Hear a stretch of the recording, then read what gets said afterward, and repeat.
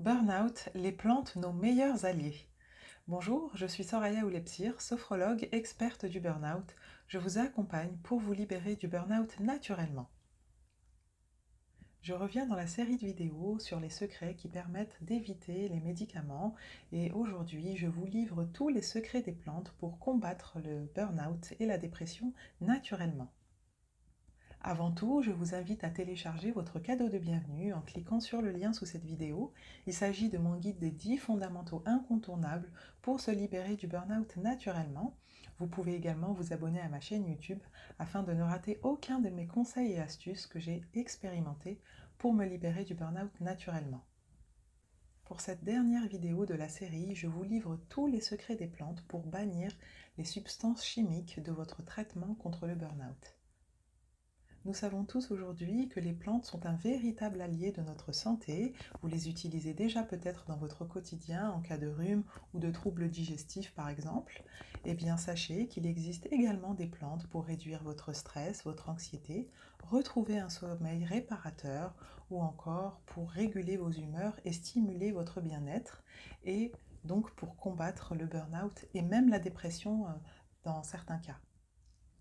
Je vais donc commencer par vous présenter les plantes qui vont vous aider à réduire votre stress et votre anxiété et favoriser votre sommeil.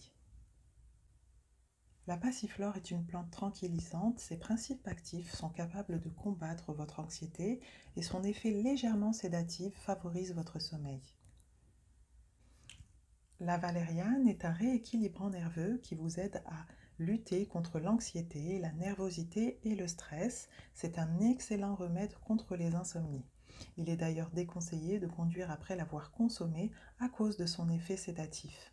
Il faut aussi noter que la valériane est déconseillée aux enfants et aux femmes enceintes.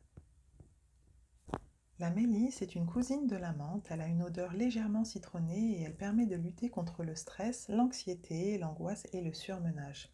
En plus de ses bienfaits, elle est très efficace contre l'herpès, les spasmes à l'estomac ou encore les troubles de la circulation sanguine.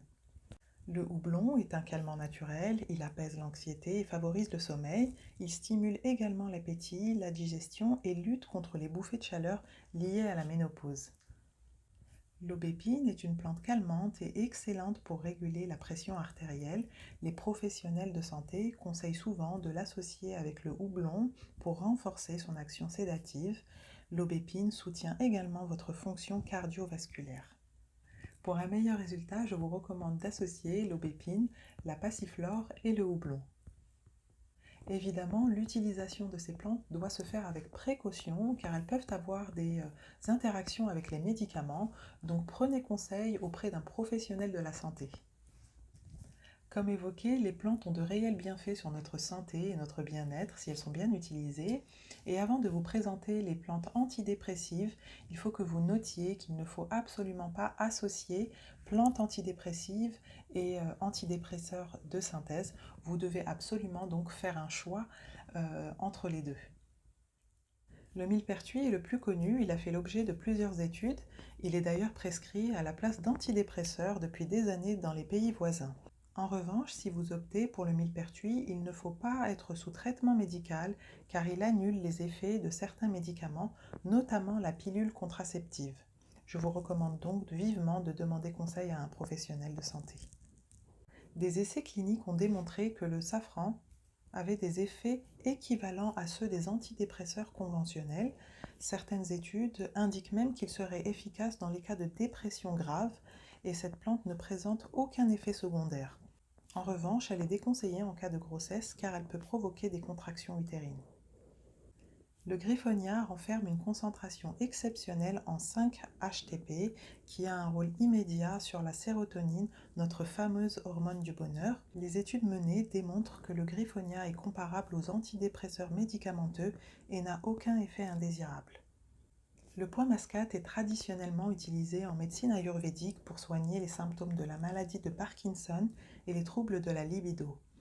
Cette plante est riche en L-Dopa qui agit sur les neurotransmetteurs de la sérotonine, la noradrénaline et comble les déficits en dopamine.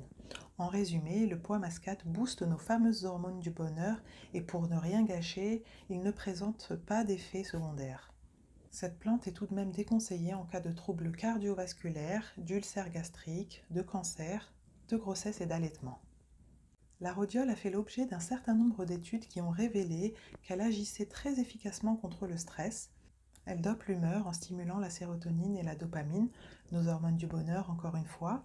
Cette plante ne présente pas non plus d'effets secondaires, mais elle est tout de même déconseillée aux femmes enceintes et allaitantes ainsi qu'aux personnes bipolaires. Le ginseng est reconnu pour être une excellente plante antipathique. Elle stimule la mémoire, équilibre le système nerveux et protège les neurones. Le ginseng stimule l'appétit dans certains cas et peut faire augmenter la pression artérielle si vous la consommez trop longtemps ou à forte dose. Cette plante est contre-indiquée en cas de grossesse, d'allaitement et de cancer.